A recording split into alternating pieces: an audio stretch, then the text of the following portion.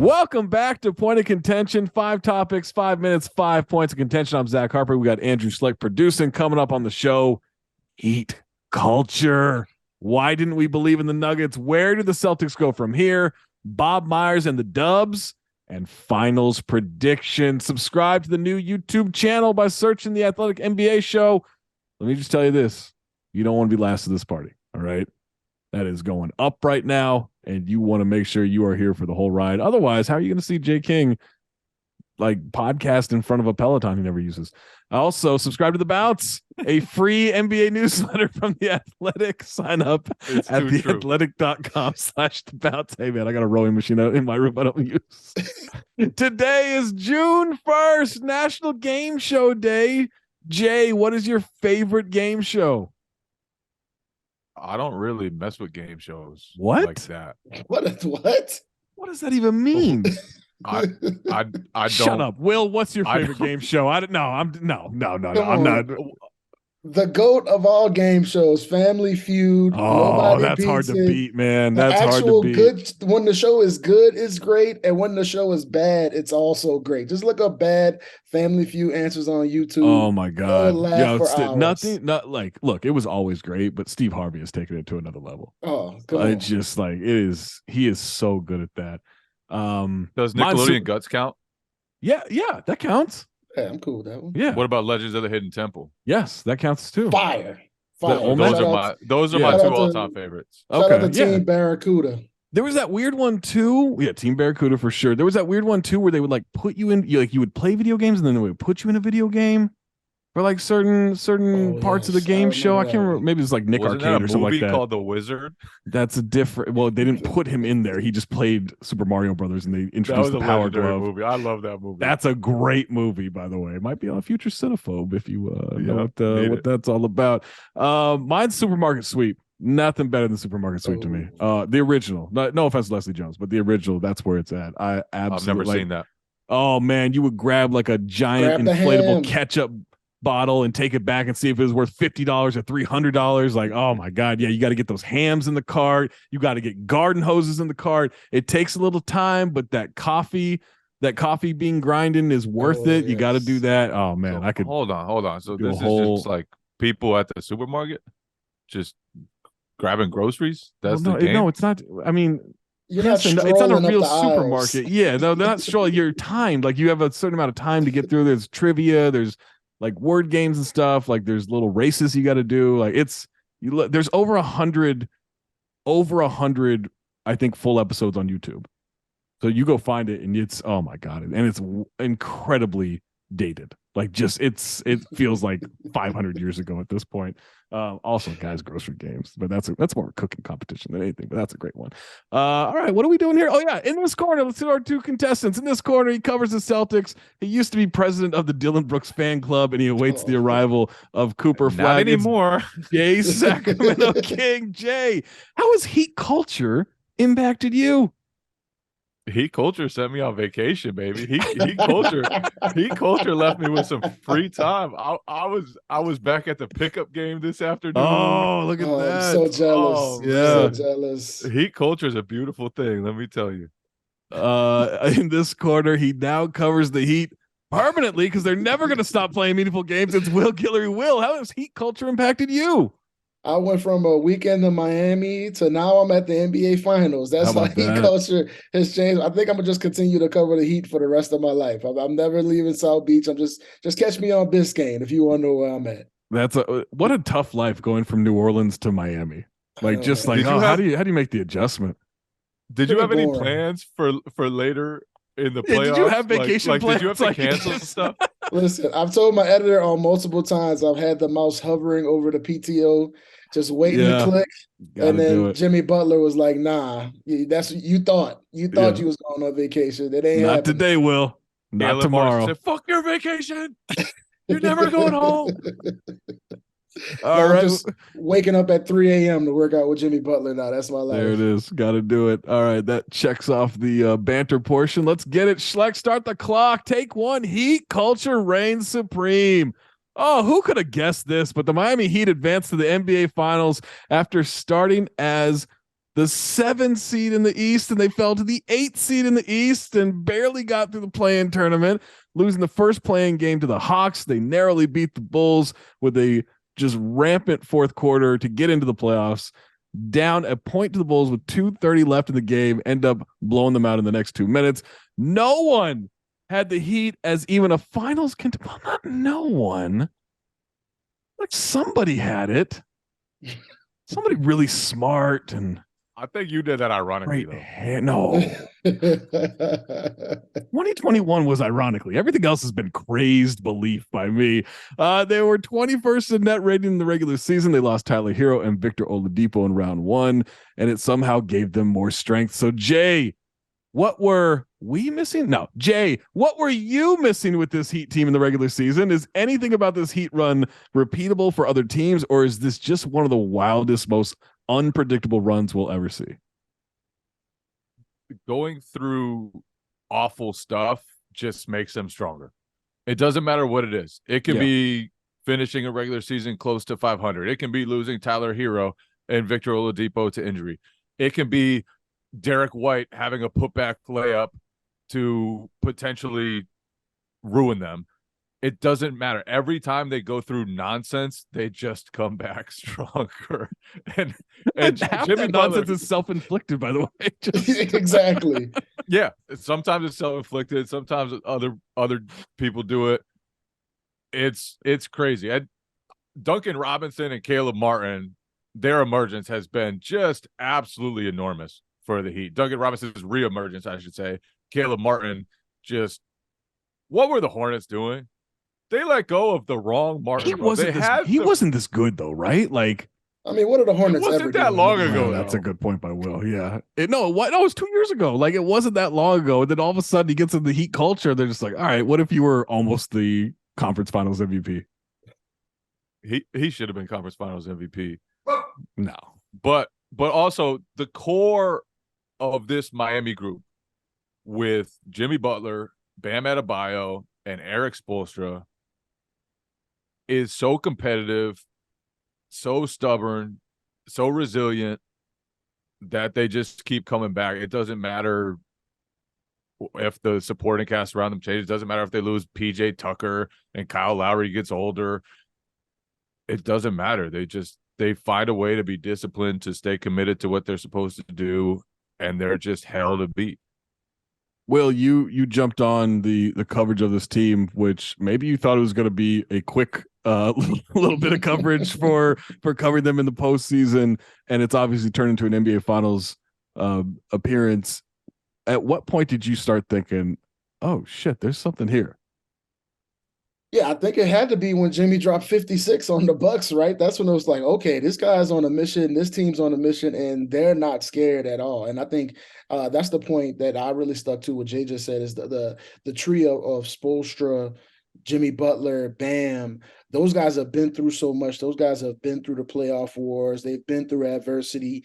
They know how to turn it up when the lights go bright, and that's why I want to dead this right now before it starts next year with the Atlanta Hawks and the Timberwolves and the Bulls saying, hey, the Heat made it out of the play. Maybe we can do it. Yeah.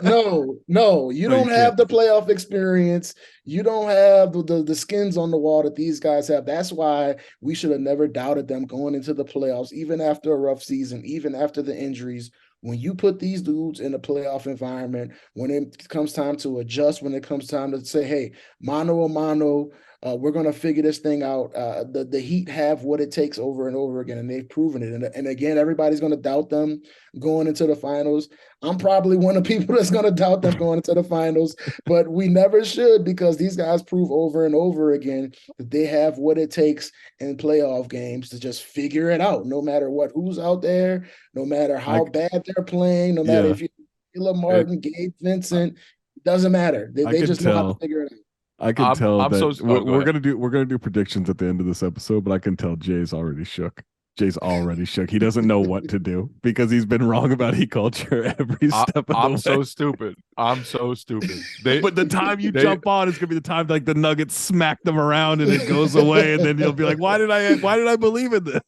That's what happened against the Lakers in the finals a few years ago. Yeah, I finally really believe, and I believe in everything they do. It's just I always predict against them because everyone else shows it consistently, and then the Heat just like show up out of nowhere.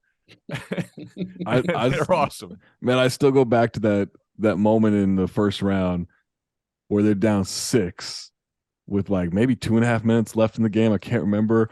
And Jimmy's just talking shit to Drew Holiday, saying, "I own you." And it was because I didn't really think I'll be honest, I didn't really think they were going to beat the Bucks in that series, especially when Giannis came back for 4.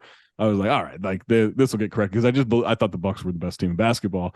And then in that moment where he's yelling, "I own you" to Drew Holiday, like it's not like he was yelling at like Wes Matthews or Grayson out, like Drew Holiday. Everyone respects Drew Holiday. He's yelling, "I own you." That's when I was like, oh shit, this team's going to the finals. I don't know if they're going to win it, but I was like, this team's going to the final. Like, this is legit. And here they are. And hey, look, we spent the first segment talking about the Miami Heat. That can be fuel for Michael Malone. Even though we're going to talk about the Nuggets now, Michael Malone will now take that as a slight. Hey, take 2. The dominant Nuggets. The Denver Nuggets have had their feet kicked up for a while after sweeping those Lakers in round 1. They've been dominant. They've been the best team in the playoffs. They looked like it. While there aren't many Nuggets doubters out there now, there were many to begin the playoffs and even to start the conference finals. The Nuggets were the first seed in the West. They're the 2-time MVP, and yet didn't have too many people thinking that they could make the NBA finals. Will, is it simply just seeing is believing with the Nuggets, or was there something else at play? I think it was, probably the way they ended the season. It seemed like they were slowing down a little bit. They weren't really caring about defense. We saw them where the West was kind of up for grabs, and they didn't really dominate it the way you would expect a team. The way they've looked during the playoffs, they didn't really look like that in dominating the West during the regular season. And of course, it's that they just haven't really made it this. Obviously, they haven't made it this far before, but they haven't really, run through the West the way they did. Yeah, of course. But I just think it's, of course, when you see a superstar like Jokic, is always, hey, he's dominant in the regular season. We see him put up big numbers in the playoffs, but you got to prove it with the wins. And I think that's what it's going to come down to with him. For him to really reach that next level, he's got to, raise that trophy, and he's got to prove he can do it on the biggest stage, especially going in as heavy a favorite as he will be going into this finals. So yeah, I think they've obviously been dominant throughout the Western Conference playoffs. Jamal Murray's playing the best basketball of his career. Jokic is playing the best basketball of his career. Bruce Brown is probably playing the best basketball of his career. Yeah, they've got everybody locked in right now. I think they've got probably the matchup they wanted, which is, I think Eric Spoelstra is rubbing his hands when he hears me say that. But I think they've got a lot of advantages going into this matchup, and they have a big opportunity to kind of prove everybody that they are who they thought they were, right? They are who all of the stat nerds out there were telling us they were for the past couple of years. Yeah. And, we doubted them, and, we were wrong the same way we were wrong about the Heat. But eventually you got to prove everybody wrong by raising that trophy. That's how you really prove everybody wrong. And I don't think we were wrong. I think it's fine to, like, we did this with the Bucks in 2021, Jay, where it was like, okay, we know your regular season good. It's time for you to like come through in the playoffs. And I think it's fine to like not force a team, but ask a team to like, all right, show, like, you think you're this good, show us, do it in the playoffs. And they have. Like, I think that's fine. Like, I don't know why that's doubting. And to be fair, part of it was the injuries, right? They didn't have Jamal Murray. For sure, they didn't have Porter Jr., so that hurt him as well. Yeah, it was totally fair to doubt this group and whether they could emerge from the Western Conference. We've seen the Warriors do it time after time. And so even when they had a suspect regular season, people believed in them. We've seen LeBron do it time after time. So even when the Lakers had a suspect regular season, people believed in them. We've never seen Nikola Jokic and this Nuggets team perform to this level throughout the playoffs. And obviously, they were great in the bubble. They came back from 3-1 twice, right? That's crazy. Yeah. That's crazy. But we had never seen them have the success deep in the playoffs. It's easy to look at Nikola Jokic and think, can he hold up defensively against the very best offensive attacks? And we probably haven't really seen him against the very best offensive attacks yet. We saw him against Cam Payne and Landry Shamet. We saw him against a little bit of D'Angelo Russell. And the fucking Timberwolves. Like, no, we haven't seen that. So we still haven't seen But it. also, But this Heat team's not the best offensive attack either. Like, it's like, I don't know. also very true. I mean, they got But who Caleb and cares? Michael Jordan. They win. They win. Well, they that's deserve the respect. They have just a beautiful offense. They're all on the same page. They're able to overcome Jokic's defensive limitations with a system that everyone's committed to, and the length of Aaron Gordon and Bruce Brown and the athleticism of all those guys. KCP. Michael Porter Jr. is huge. He's huge. He's a legitimate 6'10" and has gotten so much better on defense. His progress there from even just a couple years ago is kind of crazy. And they just have the attitude Denver, right we could now. probably cool it though by saying he's a good defender now. He's just no longer like the worst defender. But we could probably cool it on like, oh, he's a good defender now. Like, I don't know. He's good in their scheme, right? He's able to. They like to bring Jokic up high and have guys help from the wings. He works in their scheme. Let's say. Yeah, he's good at being in the right spots at the right times. Yeah, I think they're doing a really good job, and I think that's one of the big factors. I wrote this in my story today on The Athletic. About just them having Porter Jr., Aaron Gordon, and Jokic being so big in the front court. And it feels like Miami's entire front court is just Bam Adebayo, right? It's Bam, and then they got a whole bunch of guards running around. And I think that's going to be the big test for Miami, where they were able to out-tough a lot of the teams they've played so far. I don't know if you can do that against the Nuggets just because they're so big. And then they're bringing Jeff Green off the bench, another big guy. So I think that's going to be a big test for them. But we know the toughest dude in the whole playoffs is Jimmy Butler, right? So if you want to get into a tough matchup, then Jimmy's ready for all of that smoke. Yeah. The one problem though is Bam on offense is not that tough. Bam has been shrinking on offense, and you can't do that. Like, look, I think Jokic has become a good defender. Like, he still has limitations, but it's almost in that like sort of Brook Lopez mode of like, you know that you can take advantage of this guy, but he plays it so smart that it rarely happens enough to I'm not putting him in the off Brook Lopez category. I'm not saying Brook Lopez. No, I'm just saying in the sense of like a dinosaur big man. Like, he's not as good as Brook Lopez, but it's become like very workable to where I wouldn't say, oh, Jokic is just like no longer the worst defender. It's like, I actually think he's a plus defender. Like, he's good. Like, he knows how to do what he does at this point. But Bam needs to get his ass shooting the ball in the mid-range and going to the basket and trying to dunk on people, because if he doesn't bring it on that end of the floor and make Jokic work, that shit on the other end is going to make it look even worse. And here's the thing: they don't have any other options but Bam. I mean, Cody Zeller, Kevin they don't Love, want to put Cody Zeller. No, they don't. Like the Lakers, even the Lakers last year is like, okay, we could put Rui and LeBron on him and have AD hanging out at the rim. The Heat can't even do that. I mean, what are you gonna put Caleb Martin on him? You're gonna put like who are you gonna put Haywood Highsmith on him and have Bam waiting at the rim? It's got to be Bam Adebayo, and that's why I think. It's exactly to your point. Of course, Jokic is going to get him. Bam is not going to stop Jokic, but Bam has to make Jokic work on the other end. Yeah. He's got to score. He's got to make Jokic actually defend and not just hang out under the rim while Bam is missing jumpers on the perimeter. Bam's got to be aggressive. He's got to go get his shots, because if it's just Jokic dominating him on one end and just chilling on the other end, it's going to get ugly. It's going to be ugly anyway, but it's going to get even uglier. Another piece is, can Miami's zone function against Jokic? And I don't think it can. Like, that's such a tough dude to zone because he's so quick at processing everything, where everybody is. And he's also just huge compared to the guys on the Heat. Like, he's just enormous compared to them. And if they play Kevin Love, that's just probably a problem. So I don't think it's going to. Spoelstra will come up with something though. Spoelstra. Well, look at you, shook. This is one thing, and then we'll move on. The one thing that I'm annoyed with is immediately Denver people were just like, well, they're number one against the zone this year in the playoffs and the regular season. It's like, it's also like 2% of their possessions on offense, which also, like, they're so good against the zone. Why would you play zone against them? You can't. Exactly. But they didn't go against Miami's zone for those 200 and something possessions all season long. I do think Miami can disrupt with it, right? They're not going to go to it and have it solve things, but if you can disrupt that for a couple of minutes randomly throughout the series here and there in games, maybe it gives you enough for your offense to catch up. Maybe. But then again, like, I would not want to play zone against Jokic. He's going to pick that thing apart most of the time. But you're just looking to like show them new looks and disrupt. Especially with small dudes everywhere. Like, very small dudes everywhere. Yeah. There's the thing about Jokic too. Yeah. Michael Porter Duckins.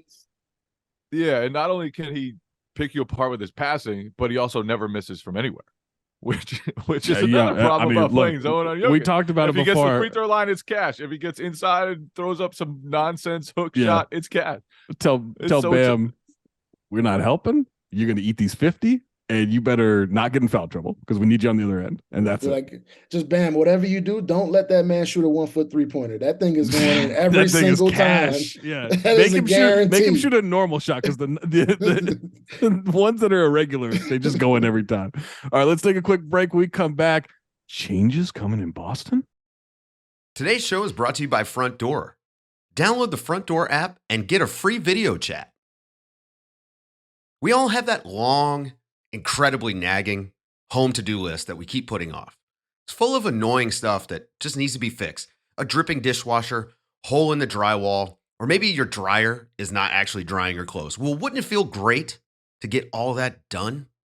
Well, now you can, and it's easier than ever. Introducing Front Door, the all-new one-stop home repair and maintenance app. Front Door lets you video chat with experts in real time so you can diagnose the problem faster. Sometimes you can fix it yourself on the video chat, or Front Door will send you a list of vetted and trusted pros to come out and help solve the problem. With a Front Door membership, it's easy to cross things off your home to-do list and enjoy that feeling of done. Download the app now and get a free video chat with an expert to start solving your problems today. And we're back. Take 3. What is next in Beantown? The Boston Celtics were sent packing on Monday night as they vomited, sprained, and bricked their way to a 103-84 loss in Boston to the Miami Heat. Celtics were a heavy favorite to win the series by almost everybody except one person. And then, they found themselves down 0-3, and now they brought it back to Game 7, and Game 7 was a toughie for them. The Celtics are likely to lock themselves into this core by offering up Jaylen Brown a massive deal, supermax deal. What is it, like $290 million or whatever that's going to be? They don't really have a lot of better options, so I don't know if you could blame them. But Jay, what changes can they make and what should they make to push this team closer to a title? The thing that jumps out to me, first of all, Joe Mazzulla will get better. Assuming they keep him and he has a lot of money still left on his contract. I thought he did a really good job of keeping the locker room together, keeping the staff together after the Ime Udoka scandal at the beginning of the season. Mm-hmm. It was a really tough job. They didn't always make it look tough because they kind of just got through everything, had a really good regular season, but there were a lot of issues that Mazzulla had to iron out. So I think he'll come back and learn a lot from this and be a lot better. He was just 34 years old going through a lot of stuff for the first time. He wasn't even in the front row of the bench as an assistant last season. So I think that's the first part. And then from there, you need your best players to get better. And to me, that's the lesson of the last 2 playoff exits is the finals last year. Jason Tatum had a miserable time against a disciplined, connected Warriors defense, and Stephen Curry was awesome. And the gap between them was so big that the Celtics could not overcome it. This season, I thought Tatum had a really good series until the ankle injury in Game 7. Mm-hmm. But Jaylen Brown, his decision-making and his eagerness to force things when the Miami Heat take a lot of that stuff away, and you really need to, against them, be patient, draw the help, and move the basketball, and he didn't do that enough. And so, to me, no matter what happens around those guys, a lot comes down to, at the highest level of basketball, against the smartest teams and the smartest coaches, can those 2 guys figure it out? And with the CBA, it's going to get tougher to keep the supporting cast as powerful as it was this season. And especially once Jaylen's extension kicks in, when Tatum's extension kicks in after that, it's going to be like just a lot of money committed to those 2 guys, and they're just going to need to be better. Like Al Horford's going to be 37 next season. Robert Williams, always injury prone. Grant Williams, he's a free agent this summer. Who knows if he's going to stay or go. And so there's a lot of uncertainty around those guys, and enough that I think a lot of the burden just comes on them taking their game to the next level. And I don't think it's fair to say they need to split them up or anything like that. Those guys have won a lot of basketball games. I mean, They've that done talk it is as just dumb, Jay. It's just dumb. Yeah. They've done it as co-stars. They've done it as the two leading guys. They've done it since they stepped into the league. They've just been a part of great teams. And I think that's largely because of how good they are.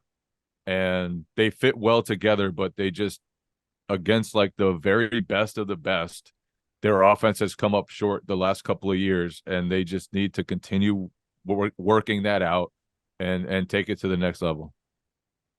Yeah, I think, there's going to be a lot of talk about them needing a real point guard, them needing to add a veteran coach to help Joe Mazzulla. And to a certain extent, I agree with both of those points. But I agree with what Jay said, is that it's going to be on Tatum and Brown. Those guys got to get better. They got to be more prepared for playoff basketball. And, with Tatum, I think it reminds, not that I'm calling him this level of player, but it reminds me a lot of LeBron when he was his first couple of years in Miami, where he kind of got exposed by Dallas. And, he was kind of wanting to play against like a point guard while they were putting JJ Barea on him. And when I was watching Tatum during that Miami series, a lot of time I was like, Tatum, just catch the ball in the mid post and just be bigger than everybody else. It seems like a lot of the times he gets those turnovers where he's dribbling at the top of the key through the legs. He's trying to look like a point guard. He's trying to play like LeBron or Luka. And I just want him to be big on the post, get easier shots, stop relying so much on his three-pointers. And for Jaylen Brown, you got to be able to dribble with your left hand, my man. I mean, there's a clip going around on Twitter right now where literally every time the ball is in his left hand, the Miami Heat defenders are just diving at it. Like they're just like no respect for his left hand whatsoever. You got to be able to dribble the ball and not have teams just disrespect you the way the Heat were at the end of that series. Especially, I think it really got exposed in Game 7 where Tatum was hurt and they needed Jaylen Brown to create more for everybody else than he's used to. And he just couldn't. He just kept turning the ball over, 8 turnovers in the biggest game of the season. He's got to be able to just tighten up his handle and just be more reliant as a creator and not just a when I have the ball, I'm shooting it every single time type of guy. But I think the big one, in particular, I think it's just Tatum just being able to get easier shots in postseason games where the game slows down, where you starting to play the best defenses. I feel like he's so perimeter oriented, and he shouldn't be, because when you see this guy in person, he is big as hell, man. Like Tatum 6'10", man. He's huge. And there's no reason for him to be spending so much time behind the three-point line in these big playoff games. Look at where Jimmy Butler's operating in these playoff games. He's not jacking up 8 threes in these big games. He's getting the ball on the block. He's saying, you're smaller than me. I'm getting to the free throw line, or I'm getting to the rim. And Jason Tatum should be doing the same thing. So I think for Boston, you just need your best players to be better, especially for the reasons Jay said, where they're going to be eating up more cap space probably than any other duo in the league soon. So it's on them even more now to get better, to be able to carry them in these big playoff games. And it's about adjusting, and it's about learning from the Miami Heat in that you got to know how to play in playoff games. Doing what the Celtics do, shooting 40, 45 three-pointers every game, that's a good way to win 50, 55 games in the regular season, but that's not the path to winning in these big playoff games. It's about getting easy shots, getting to the free throw line, taking advantage of mismatches, and that's not what Boston has done a good enough job of these past 2 seasons. You're 6'10", go be 6'10". Like that's 100%. Like Michael Porter Jr. Just like that. All right, coming up after the break, end of an era in the Bay. Today's show is brought to you by Philo.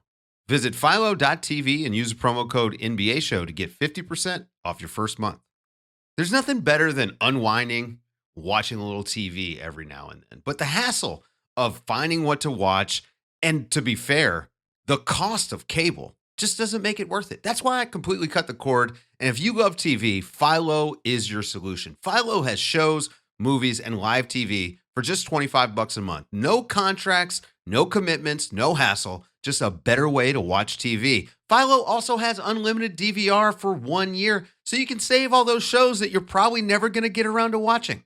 It also allows multiple profiles and multiple streams, so everyone in the house can have their own saved shows and up to 3 streams at the same time. And if you can't get enough TV, there's no better way to watch, because Philo has over 70 channels, including BET, VH1, AMC, and Vice. If you're still not convinced, try it yourself with a free 7-day trial. Sign up today at philo.tv. That's philo.tv and use promo code NBA Show to get 50% off your first month. Take 4. Bye, Bobby. Bob Myers out as GM and president of basketball operations for the Golden State Warriors. As he announced on Tuesday, he is stepping down from the role. If you are an Athletic subscriber, no shock to you at all. We've been on this one for months. With that said, also, well, real quick, that press conference with Joe Lacob and him was weird. Saying he's going to work him every day the rest of the month, and he's like his 5th child to him, and it was like Joe Lacob was just a weird dude, man. I go watch it. You just got to go watch it, or go years ahead. Yeah, go check out Sam Esfandiari's Twitter feed because he was all over that one. With that said, how does this impact the Warriors moving forward? It is believed that Mike Dunleavy Jr. will be tabbed as the replacement. Will the core stay together? Can they trade Jordan Poole? Will ownership steer the ship in the right direction? Is this the beginning of the end of this iteration of the Warriors? I mean, I think with or without Bob Myers, we were nearing the end. I mean, these guys aren't getting any younger, right? They're all in their 30s. Mid-30s, so we only expected them to have maybe 2 or 3 more years with this core together playing at a championship level. But I do think with the Warriors, what makes them so interesting is that they have a lot of big personalities in that building, and Bob Myers seemed like a guy who was able to keep everyone together, through some of the Draymond blow-ups, through the Jordan Poole punch situation, through Klay Thompson disappearing during off seasons.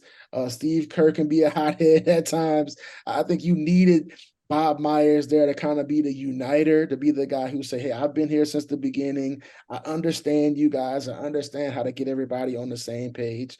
And I think it's going to be a lot on Mike Dunleavy, especially, I mean, let's just say it with Draymond Green. Draymond is a guy who can be really difficult to handle at times. And also might not be there. And he might not be there. Yeah. And he might be upset about his contract situation next year. So I think it's a very delicate situation you're dealing with there in Golden State. And we throw in Poole and Kuminga, 2 young guys who are uncertain about their future, who might want to be out, who might want to go somewhere where they can, show off their talents a little bit more. So I think it's a very delicate situation to deal with in Golden State. Bob Myers has done a masterful job of that over the past couple of years. And I think it's going to be a lot of stress on Mike Dunleavy. Basketball, Steph, Klay, and Draymond, Steve Kerr, they can figure that out. They'll be fine on the court. I think with the Warriors, there's that constant off the court. We know there's going to be some drama with that team.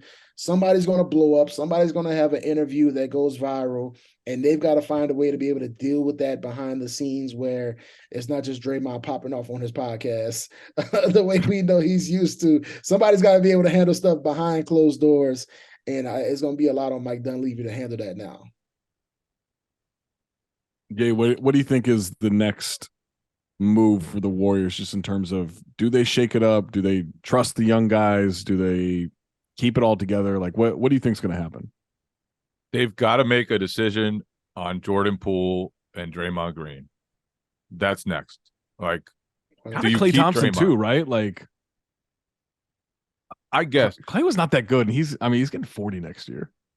He's good during the regular season, I would say. As long as Steph is playing at an MVP type level, and he did this past season whenever he was on the court, you need to try to make it work.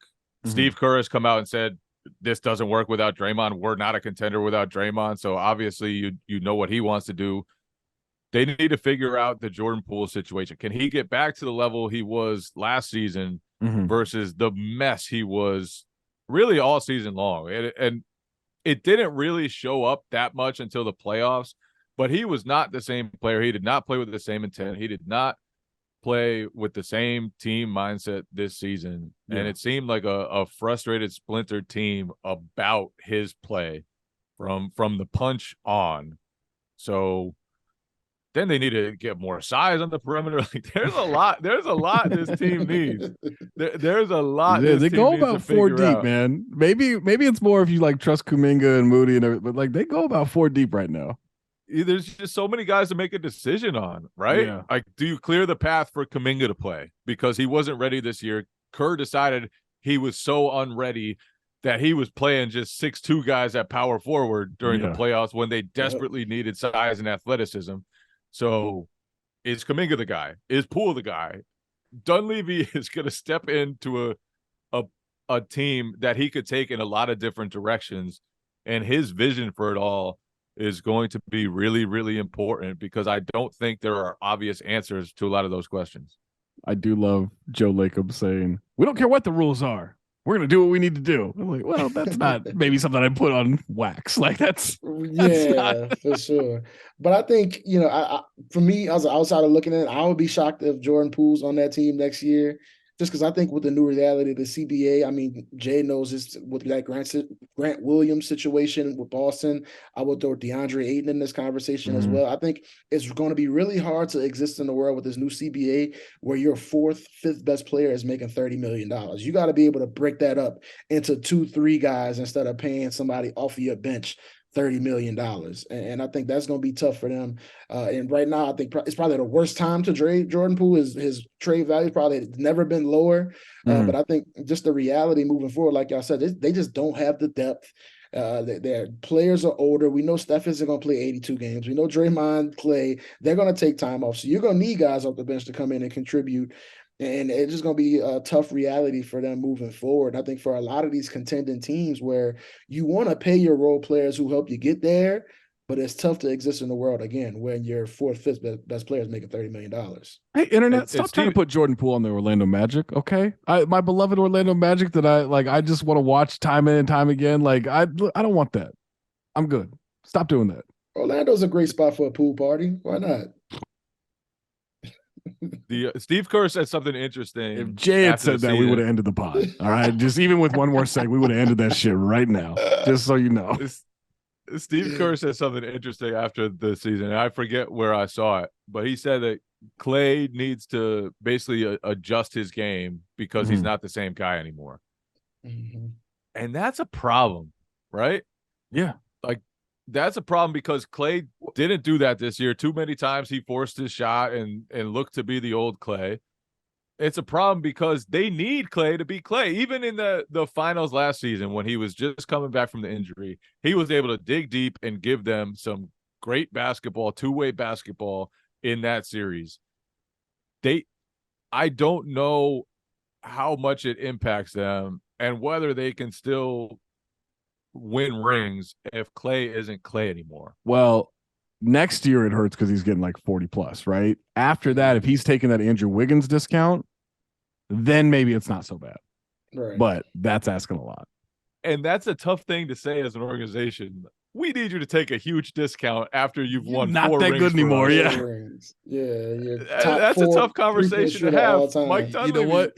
Mike Dunleavy Jr. Into some stuff. That's what the money's for you to say those conversations. But Bob Myers, I'll tell you what, he left at the right time because he's not going to be the guy to make a decision on when to end this run. He's not going to be the guy to tell Clay, sorry, man, we got to cut your contract way down. He's not going to be the guy to be stuck with that entire mess. He just gets to leave, skate away with his he gets to answer a phone and say, I'm sorry, what was that, Mr. Bomber? You want to pay me how much?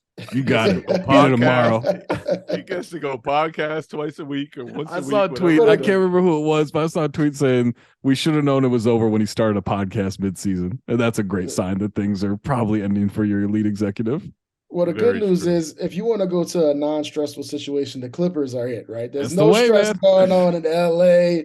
It's easy going out there. Everybody just taking every game off. So you got nothing to worry about. Yeah, you got nothing to worry about at all. Today's show is brought to you by LinkedIn. Visit LinkedIn.com/NBA Show 23 for more information. Are you struggling to close deals?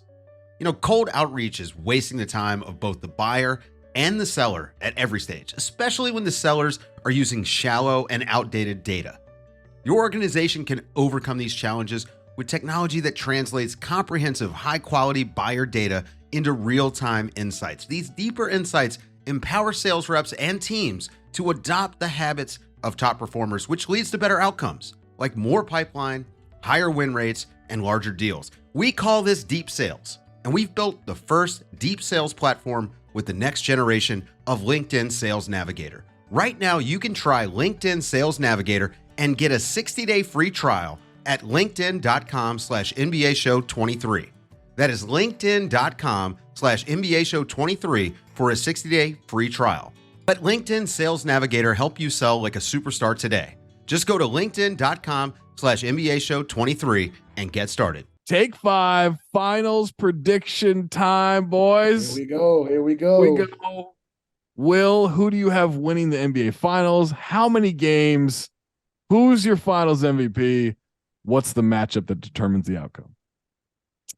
I have the Nuggets winning in 6 games. I just want to see the Jokic Bros party in South Beach. So that's my selfish reason behind that. This may shock you. I have Nikola Jokic winning MVP. What? And like I mentioned before, I think the big matchup is going to be Jokic. I think the big matchup is going to be Jokic versus Bam. I think the Heat don't have any other options other than Bam to throw at him. Bam has to take on that matchup. It's going to be a lot of stress on him. And I think Jokic is just too great to have one guy defend him the same way for an entire series, especially when that guy is probably a little undersized against him. So, yeah, I think Denver pulls it off. The nerds are throwing their calculators in the air in celebration. And the Jokic Bros are going to break South Beach, and I can't wait. I don't want to be anywhere near South Beach when the Jokic Bros are there celebrated. Jay, who wins? How many games? Finals MVP? What's the matchup? I'm going to do it again.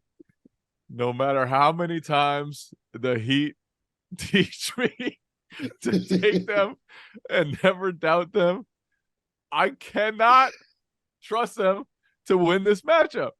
It's going to be Denver in 6.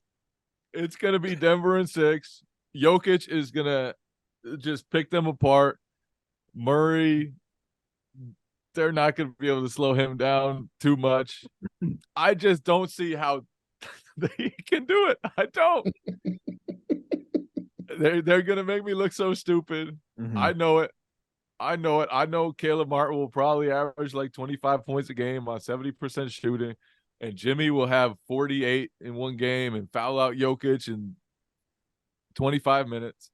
And Spoelstra will be up there wearing his finals championship T-shirt, talking about the lessons he's going to teach his kids about perseverance from this season. But me, no matter how many times they teach me to buy in, I can't do it. I can't. Yeah. All right, my turn. There are times where you have to look at yourself in the mirror and wonder, do you have conviction or not? Right. And I like to think of myself as someone who has conviction. And then I look at every matchup in this series and I'm just like, they got no answer for Jokic. I oddly enough do think this is going to sound stupid, and maybe you can clip this and it's going to end up looking even dumber. I actually think you can kind of take advantage of Aaron Gordon with Kevin Love on both ends of the floor, of just like, he's just in the way. I would make him shoot corner threes all fucking day. Like, oh, you want to beat us with threes? Go ahead, go stand in that corner. Kevin Love's going to be right here taking a charge, right? Like, he's going to be right here. He'll help them on the boards, assuming Denver misses. He throws outlet passes. He spreads the floor, which means Aaron Gordon can't help down. Going to be so mad. Fuck it. Who cares? They're always mad at me anyway. Like said already on Twitter. Look, it's gonna Kevin Love is gonna get a DNP again. He also may not fucking play. I don't know. I just, in my head, it like makes sense where I'm like, I can see like that being something that Spoelstra pulls, and we're like, Spo's done it again. How did that happen? There is no stopping Jokic in this series. There's no stopping Jokic in any series in this playoffs, but especially this one. They don't have the size. Jamal Murray is playing, I think, better basketball than even the bubble. I know the numbers are not saying that, but in the sense of like his decision-making on both ends of the floor, phenomenal. And he doesn't have the, whatever the adjusted numbers are that the bubble and no fans and all that stuff would help your numbers at. Like he's playing the best basketball I've ever seen him play. Like in front of crowds, I guess I should say. He's been unbelievable. Bruce Brown, once they got Bruce Brown and KCP, I started taking them seriously as a contender because that is like, those are just guys that I want as role players on my team. And so unfortunately, everything tells me that the Denver Nuggets are going to win this series. However, I believe in Heat culture. I believe in Jimmy Butler. I don't believe in Bam Adebayo. I don't believe in half these role players anymore. It's Jimmy and it's Caleb Martin and it's Gabe Vincent. And Kevin Love, I guess. I still don't know why I said that or why that's in my head. But Kevin Love, I guess, if he actually plays. Tyler Hero? I would, if I was Jimmy, I would break Tyler Hero's hand again. I don't think that's a good idea in this series. You know what the reason was? I was actually going to pick Denver and like surprise everybody. Like, oh, he went against the Heat. And then Jay picked Denver. And whenever Jay doubts the Heat, they come through. So Denver, don't come for me. Go after that guy. That guy right there in the box. I don't know if that's showing up on the screen, but the guy I'm pointing to in my Zoom setup is Jay King. Go after that guy because he picked against the Heat. So I'm picking the Heat because that tends to work out for me. Except that time they got swept in the first round against the Bucks and Bryn Forbes outscored You know what? Jimmy Butler. You talk about conviction. It doesn't sound like you have any conviction. It sounds like you are, really? are couching your pick. You are out here does. blaming it on me instead of saying it yourself. You're saying that one of the biggest reasons is that Kevin Love. I know it sounds dumb, doesn't it? It sounds fucking stupid. Aaron Gordon. It's just what a wild thing to say in 2023. What a wild, like, just doesn't make any sense. You don't sound like a man with conviction. I'm not gonna lie. I painted a picture of misdirection, Jay. I'm always picking the Heat. Are you kidding me? It's Heat culture all day, every day. Jimmy Butler's gonna yell, "I fucking own you," and he's gonna give timeout signals, and he's gonna, guarantee. You know what? At 2-5 this season, he told Sam Amick, "We're winning the fucking championship." I believe him. I believe in Jimmy Butler. That's gonna do it for us. Make sure you subscribe to the YouTube channel so you can see Jay and Will's reaction when I said Kevin Love take advantage of Aaron Gordon. Subscribe to the bounce for when I repent for that too. after game one when Kevin Love does not play or he gets torched by Aaron Gordon on both ends of the floor. Make sure you subscribe to The Athletic, the best coverage of the NBA Finals for you at theathletic.com. For Will, for Jay, for Schlecht, I'm Zach. Good luck, Kevin Love.